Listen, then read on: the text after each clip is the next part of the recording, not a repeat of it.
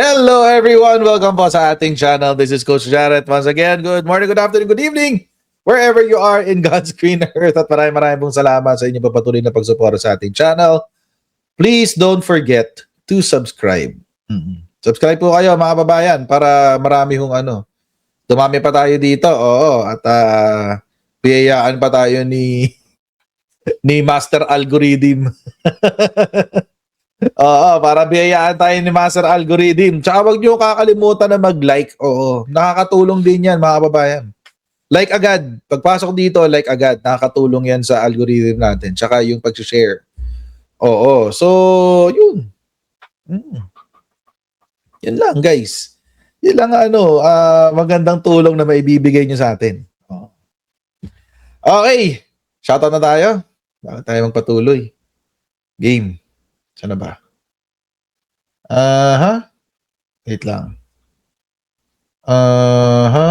Meron pang, ay, Diyos ko, hindi pa pala nakaayos, Okay. Okay, game. Shoutout muna tayo. Umpisahan natin kay Ate Elisa C, Ate Susan, Ate Trexie, James, Manatbay, Arnel, Jack, 51 Billion Movement, BJ Cans, Pinoy's, Unnamed Legion, The Greater One, Kina, PS Director, Ate Mishi, Ate Lila Galvez, Ate Dida Arceo, Kuya Nelson Guntan, Sir Pascashi, at kay Shiro Kansaki. Ayan. At shoutout din kay Maktatlo, Sumayet, Marivic Giray, Miles Creative Media, Billy Palomares, Luisa Cadorna, Ruben Esperanza, Benedict Española, Melania Tadeo, Veronica Medina, Splash Brothers, SpongeBob, Feli Pilipina, Montreal Canfield, Raymond Mercado, Jigs P. Castillo, Marivic Giray, Raymond Mercado, Melania Tadeo, parang naulit. Sige na nga. Team Swedish Pinoy Channel, Azon Jimenez, Pons, Sonia Columna, parang, nakaano ba to? In slow mode ko to Ay, isa pa. One more times. Yan. Hindi ko mag-get yung unang slow mode. Ayan. Okay. Yan. Mas mas madaling basahin. Romeo Barcebal, John Dinider, Felicitas Sasis Nawe, Estela Hernandez, Fernando Duhenya, Jude Tabago, Bong Limas, Ago Toribio, Jojo Reyes, Bonang, okay. Yung mga nabasa ko kanina, di ko na babasahin Lorna Lagman, Mary Cachola, Ronnie Ron, Lisa Doroteo, Billy Palomares, Justine Makulet, Julie Galang, Emma Valencia, Sir Rob Thomas, Icarmeloy, Berto, JD Zanab, Mark Rivera, Clarissa Haluwag, Feli Pilipina, Jessie Kim, at Richard Dolo. Ay, basta parang Richard something. Okay. So, hanggang dyan na muna ating shoutout guys Hanggang dyan na lang muna. Okay. Game. Pag-usapan ngayon natin to. As usual, dalawa ang ating topic dito sa umpisa sa isang link natin, para makarami. Umpisahan natin dito. Mukhang mukhang argabyado na talaga. Mukhang argabyado na ang impeachment kay Sara Duterte. Hindi impeachment kay Sara Duterte argabyado. Hindi. Mukhang argabyado na si Sara Duterte. Lalo-lalo si Man Scarpio. Doon dahil dito sa impeachment. Kasi mga kababayan, tinanggihan po ng korte ng QC yung kaso. Talo sa kaso, guys. Talo sa kaso si Man Scarpio. Ay tao sa inyo. Legit yan. No joke yan. Sabi, QC Court rejects VP husband's bid over impeachment records. Ayan. Kung nakakalimutan nyo na mga kababayan,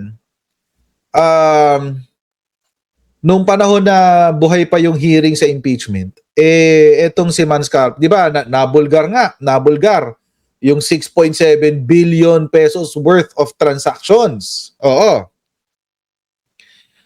6.7 billion worth of transactions Ulitin natin, transactions ang pinag-uusapan, hindi yung account balance. Okay? Magkaiba ho kasi yun. Yung transactions, ibig sabihin, ito yung pumasok at lumabas sa bank account mo. Yun yung transactions. Yung balance is yung actual na laman ng account. Okay? So magkaiba ho yun, ha? Magkaiba ho yun. So, mga kababayan, huwag niyong pagbabaliktarin yun.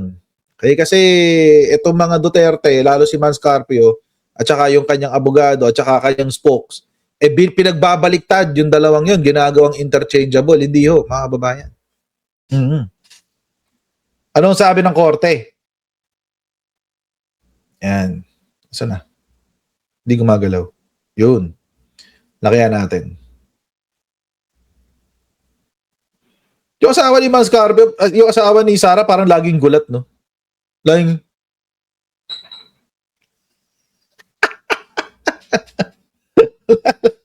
parang laging gulat eh, oh. Oh? Anyway. Wala lang, napansin ko lang. Ay, naka. Wait, lakihan pa natin to. Mm-mm. Okay, ito na. Ayan, mas malaki na siya. Okay.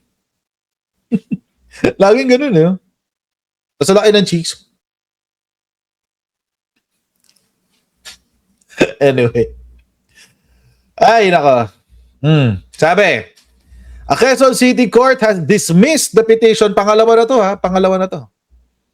Of lawyer Manasseh Mans Carpio seeking to halt the impeachment proceedings against his wife, Vice President Sara Duterte, ruling that the case should have been filed before the Supreme Court. Ayan. Wala ho kasi jurisdiction ang RTC. Yun ang sabi nila. In a May 6 order, so kahapon po ito, Quezon City Regional Trial Court Branch 81 denied Carpio's petition for prohibition and his request for a writ of preliminary injunction. Basically, pinapapigilan niya. Oo, pinapapigilan niya yung tawag dito. Yung impeachment proceedings mismo, ha, yung proceedings mismo, hindi ho yung kasi nga tinamaan siya nung pag-expose ng transactions ng kanilang bank account. Sabi, accordingly, the petition for prohibition is dismissed for lack of jurisdiction. Ayan. The prayer for issuance of a writ of preliminary injunction is denied.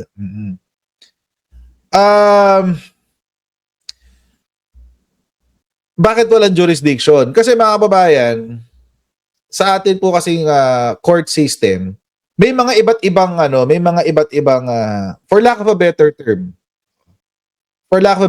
may mga iba't ibang assignment, kumbaga, or assigned courts for specific cases. Okay? So meron yung mga lowest courts are the MTC, MCTC, METC, ayan. Usually, general rule is sa kanila yung mga cases or cases that are yung municipal cases, yung mga violation ng mga municipal regulations, yan. Or mga crimes that are punishable not more than 6 years. Ayan, yan dyan sa sa METC, MCTC, ganyan. Tapos BP22, yung bouncing checks law, ayan, doon din yan. Oo, sa MTC. So, tsaka may iba pa, marami pang ibang klaseng kaso. So, yun yung assign sa kanila. Sa RTC naman, mga kababayan, ang tawag nila dyan, or mga kotsero, is the Court of General Jurisdiction. Ibig sabihin, marami kang pwedeng i-file sa RTC. So, kasama rin dyan, actually, kung tutuusin, kasama dyan yung petition for prohibition, tsaka petition for temporary restraining order, ano pa ba? Yung mga kaso na, mga cases that are not covered by the Sandigan Bayan. So yun yung mga kaso na pwede dyan. Tsaka syempre, mga above 6 years ang penalty. So, yun yung dyan, yun yung mga sinasabi ng jurisdiction. Ngayon, mga kababayan, ang problema ho dito sa ginawa ng abogado ni Mans Carpio, although pwede naman talagang mag-file ng petition for prohibition, petition for mandamus, petition for etc. Temporary restraining order, ayan, pwede talaga yan sa RTC. Oo. Pero, mga kababayan, ang pinipigilan kasi dito, ang hinihingian ng prohibition, gustong pigilan ni Mans Carpio ay ang House of Representatives / Committee on Justice.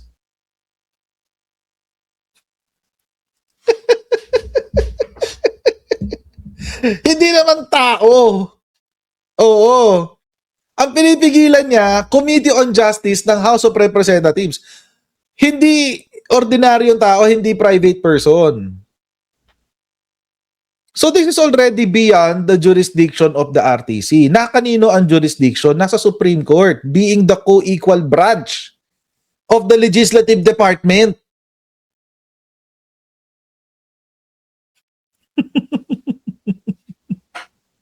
Hindi na pwedeng, walang kapangyarihan ng RTC sa House of Representatives. Oo. Sabi ni Shirley Daya, abogado yarn. Partida, dalawa pa silang abogado nandun. Ako nga, law student lang, alam ko yun eh. Diba? Alam nila yun, mga kababayan. Alam nila yan. Kaya nga ang weird talaga nag-file sila sa RTC. Ang gusto nilang pigilan ay yung Committee on Justice ng House of Representatives. Pero, ang bibigilan nila ay House of Representatives. Dapat sa Supreme Court. Oo. Dapat sa Supreme Court. Kasi nga, the Supreme Court is the highest court of the land. And it is the co-equal branch of the House of government. So, legislative, judiciary, o yung dalawang pinakamataas ang lalapitan mo. Doon ka sa Supreme Court. Hindi kaya sila yung binato ng laptop? Pwede rin. Pwede. Alam nyo, posible yan na baka ang binato ng laptop hindi si Atty. Poa, kundi si Mans Carpio.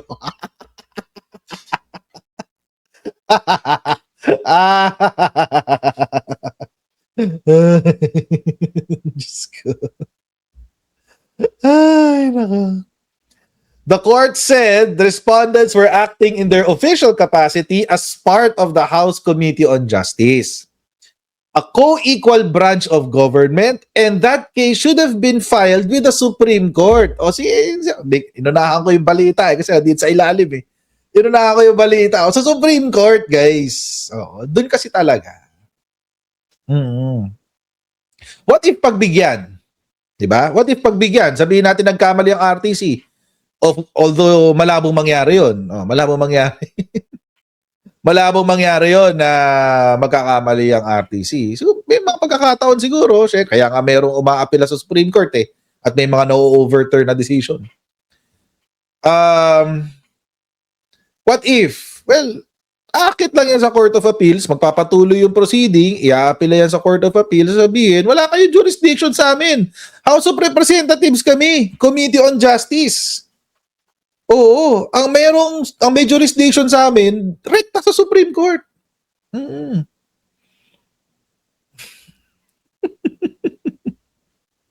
Partida, dalawa pa abogado yan Tapos yung spokesperson niya, yung attorney na DDS, tatlo pa sila.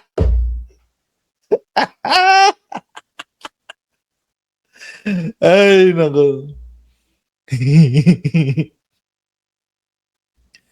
Ang sabi pa ng court, Carpio had asked the court to stop the House proceeding and block the release or use of tax records sought by the Justice Committee in connection with the impeachment case of Sara Duterte. However, the House Committee was not usurping power, but exercising jurisdiction vested by law. Ayan na. Oo, kasi mga kababayan, ulitin natin balik ko tayo sa basic. Ano ho ba ang jurisdiction? Simple lang ho yan, kapangyarihan sa Tagalog. May kapangyarihan. Yun lang ho yan Ang jurisdiction po, ibig sabihin nun, may kapangyarihan. Kapangyarihan saan? Kapangyarihan sa cause of action or sa kaso, kapangyarihan sa person, at kapangyarihan sa property or res. Tatlo yan. So, yun ang ibig sabihin nun. So, ibig sabihin, kapag meron kang jurisdiction, may kapangyarihan ka doon sa reklamo. Unang-una. Tapos, meron ka kapangyarihan doon sa tao. Pangalawa. Tapos, doon sa property or sa res. Na ibig sabihin, kung ano yung pinagtatalunan, etc. etc. Sa civil, ano yun sa civil procedure yun. Sa criminal procedure, iba naman, dalawa lang. Cause of action, at saka yung person. Ngayon, mga babayan, pagdating sa cause of action or doon sa reklamo, bago tayo pumunta doon, sino ba ang nagbibigay ng kapangyarihan? Okay, sino ang nagbibigay ng kapangyarihan? Ano ang sources of jurisdiction? Simple lang, batas. The law. That is the source of jurisdiction.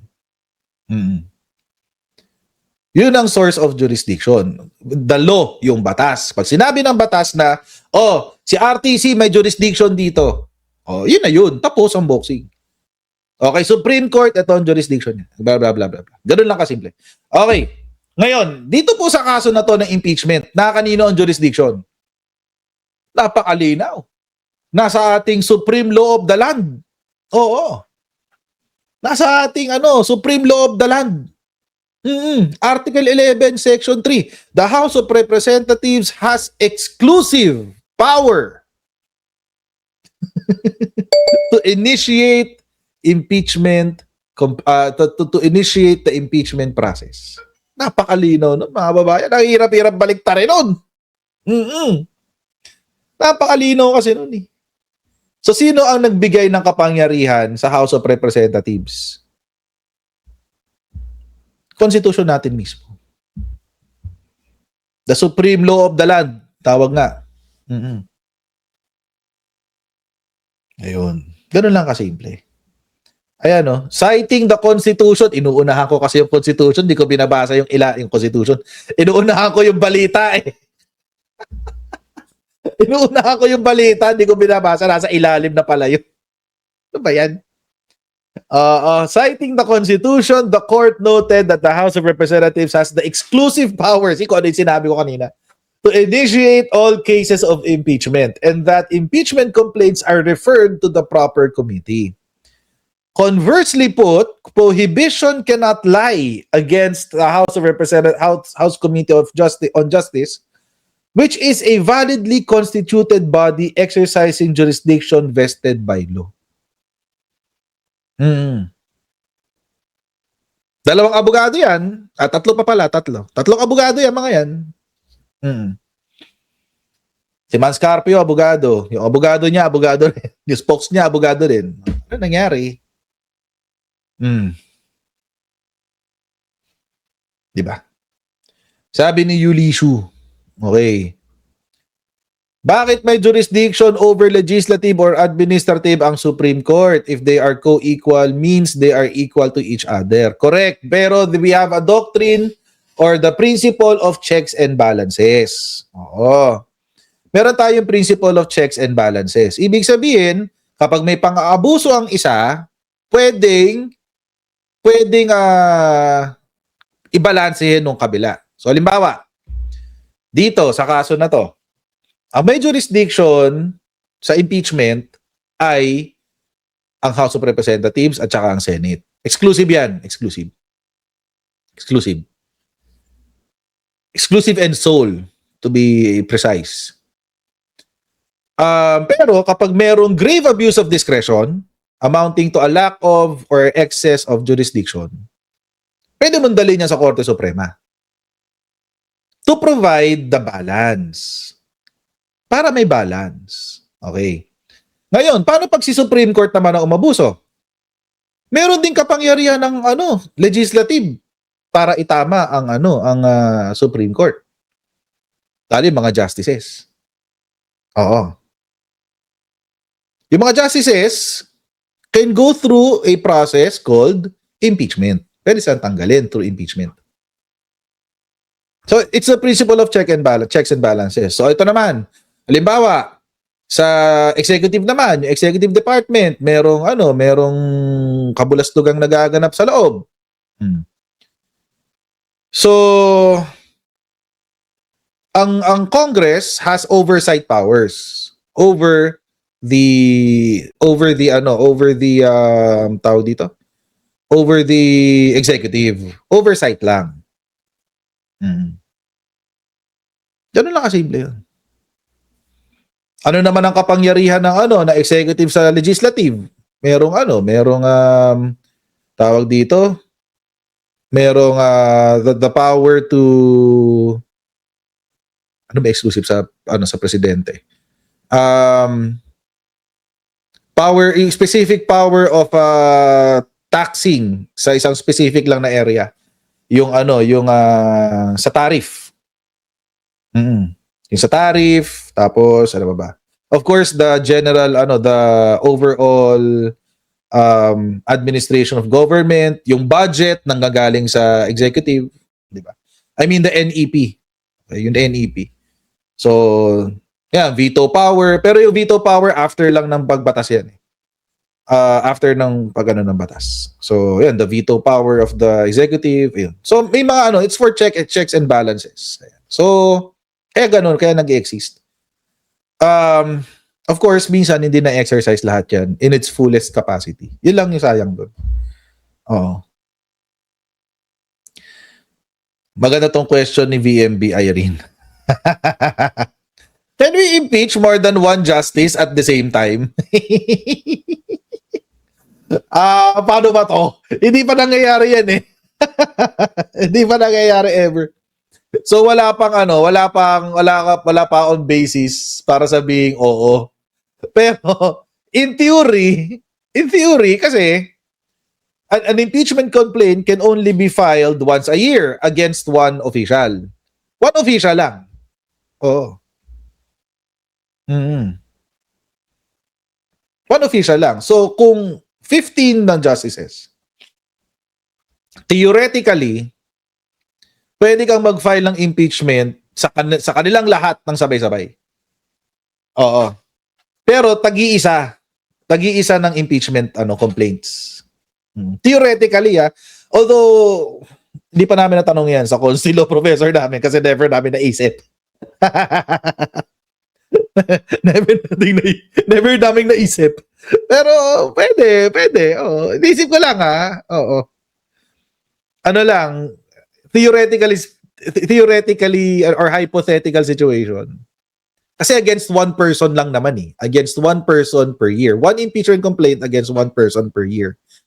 So, halimbawa, si Leonen at tapos si Gesmundo, sabay mong pagpa-file ng kaso na impeachment, basta magkahiwalay. Hiwalay yung kay Leonen, hiwalay yung kay Gesmundo. Halimbawa.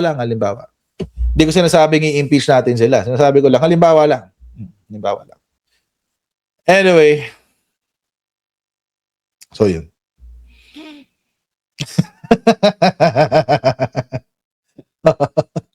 Theoretic, kasi never pa nangyari yan so wag niyo ako i-quote. Pero theoretically, possible. Theoretically, Pero wala pa ako nababasa na kaso na may Chief Justice or Justice of the Supreme Court na sabay-sabay silang pina-impeach.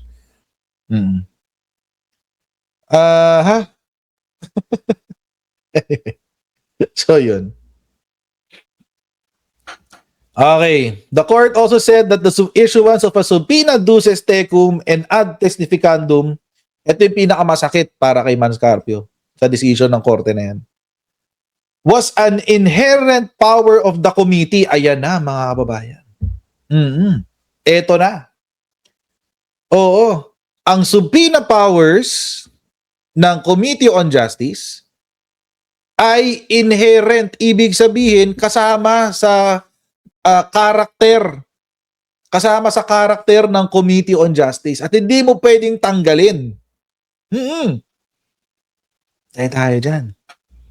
Oo, kasi alam nyo mga kababayan, yung mga nag-file sa Supreme Court, sinasabi nila walang kapangyarihan, walang subpoena powers ang committee.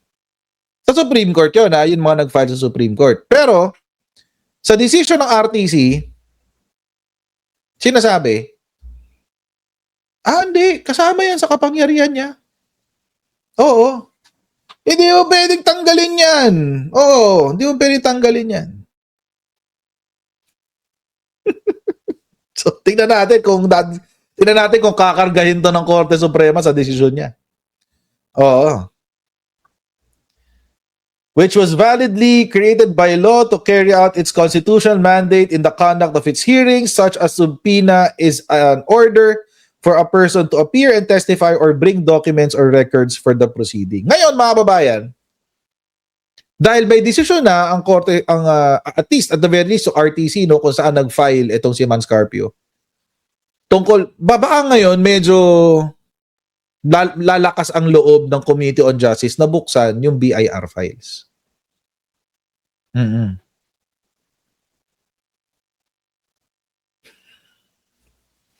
Oo. 'Di ba? Kasi sabi, ayan kapangyarihan daw yan eh. Mm-mm. Kapangyarihan daw yan eh.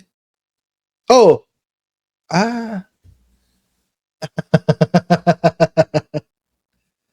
Oo.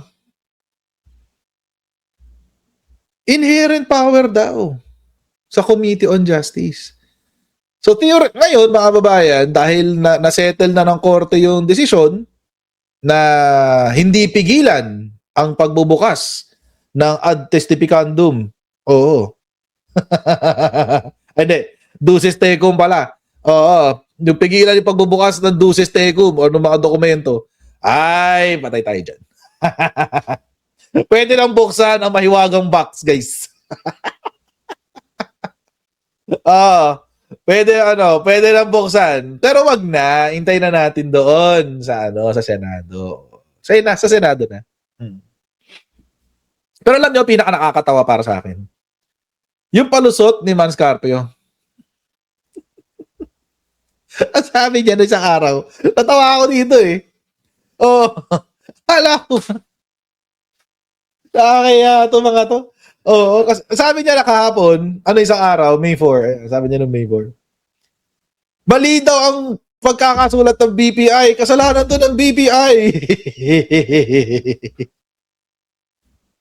Kasalanan to ng BPI. Hindi dapat 2 billion yan. Dapat 2 billion lang yan eh. May glitch daw. May glitch. Alam nyo mga kababayan, isa lang ang pwede mong sisihin. Ang dapat yung sisihin, Manscarpio, kung nakakarating man sa'yo itong aking vlog, ang dapat mong sisihin, ayun nagdeposito sa'yo ng 2 billion, 2.5 billion pesos. Yan ang sisihin mo. Yan yung nagdeposito sa'yo ng 2.5 billion pesos.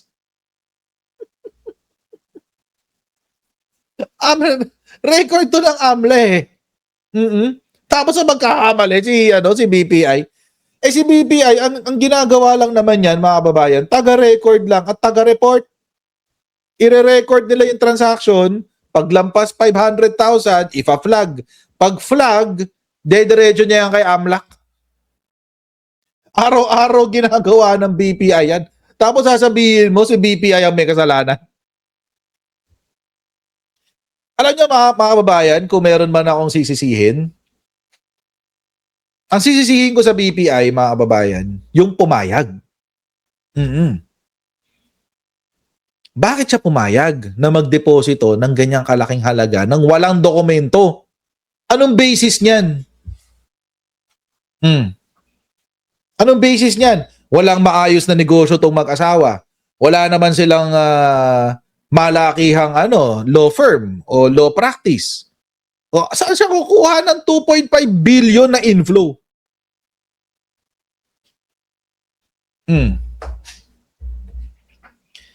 Yan yata napapala kapag pag pumanig ka sa Duterte dati, babayaran ng utang na loob mo, ipopromote ka, gagawin kang kawani ng gobyerno. Na kahit Ano ba yung chismis na yun? Oo, yung ano daw, yung bank manager daw na tawag dito, na nagprotekta ng bank accounts ni Rodrigo Duterte, na-promote, naging undersecretary sa gobyerno. Ganun. Ganun lang kasimple. O yan, paano na? Paano mo ipapaliwanag yan? Napakahirap ilusot niyan. Bumalik na ng BPI, Manat May. Ba, tigas. Tigas. Di ba? Bumalik pa ng BPI, ano? So, yun. Yun ang sisihin mo. Huwag mo sisihin si BPI. Si BPI, taga-record lang yan. May glitch daw sa system. Alam ka ng Tipaklong, ginagawang katangahan. Ginagawa na naman tanga mga Pilipino nito. Kala mo, sasakyan. Hindi naman sasakyan ng Pilipino yan eh.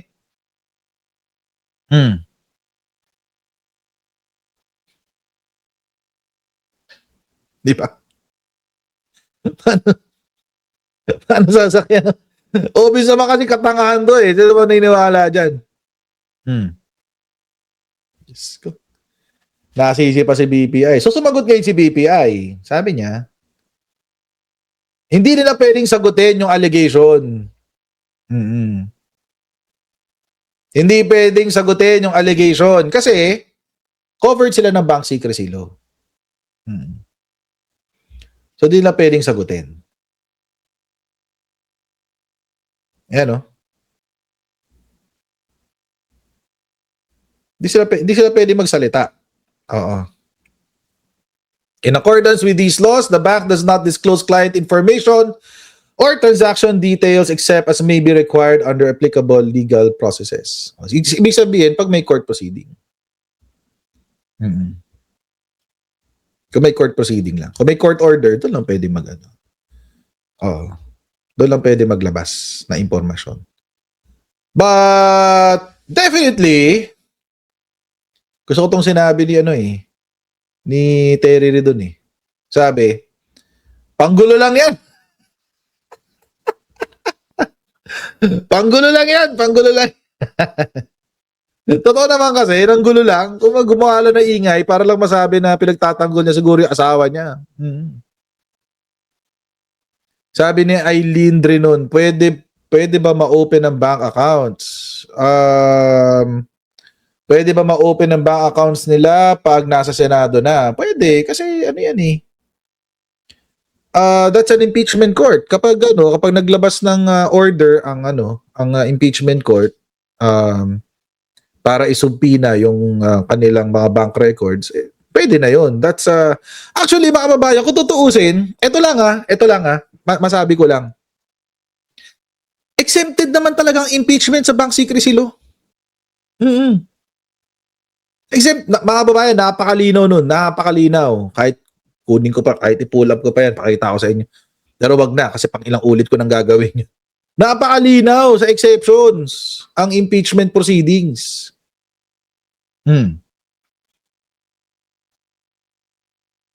So, it is what it is. Di ba? Huwag natin gawing tanga mga Pilipino. Paulit-ulit kong sinasabi yan eh. Ginagawa kasi tayong tanga ng mga taong katulad ni Man Scarpio, tsaka nila Rodrigo Duterte, nila Pulong, nila Baste, nila Sara. Ginagawa tayong tanga, yung mga DDS naman, kagat na kagat sa katangahan nila.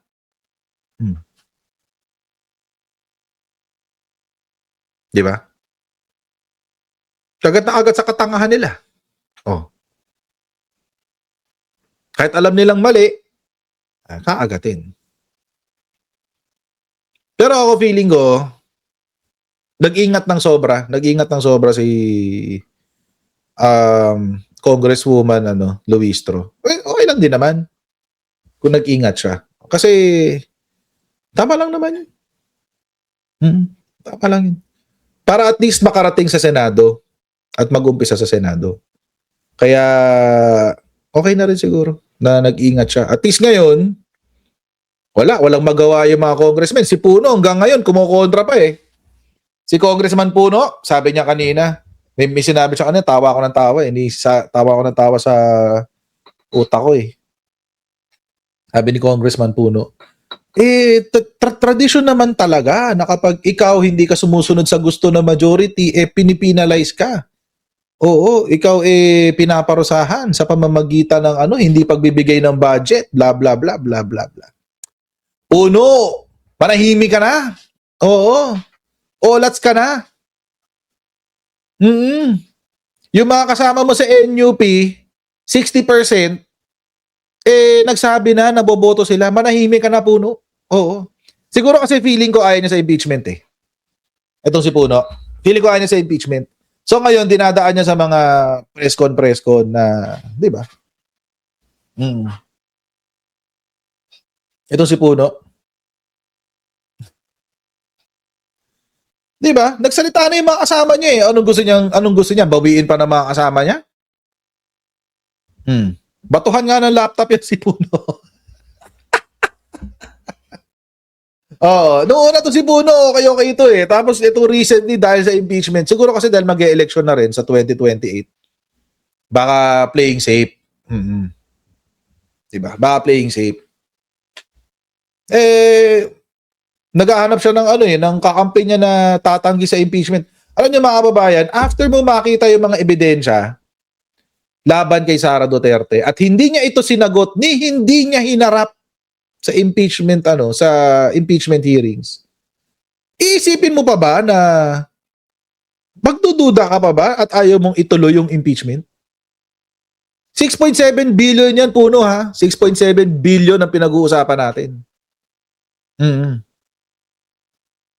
Lang ya. Doon pa lang eh.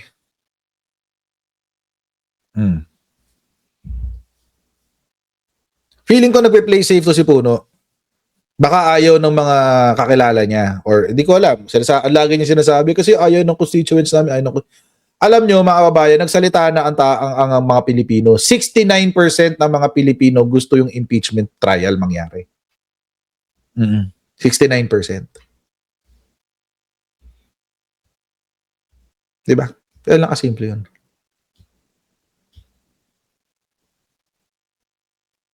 Anyway, hintayin natin sa next week. Sa Monday daw sa Monday next week daw yung botohan. At ang sabi ni Congressman Terry Redon, meron silang 215 yata ang sure. So, ayun. Parang mga 215 yata. So, yun. Actually, expected ko na naman na yun, napapasayan sa lower house. Ang kinakaba ko yung sa Senate. At mamaya may topic tayo tungkol dyan sa ating second link.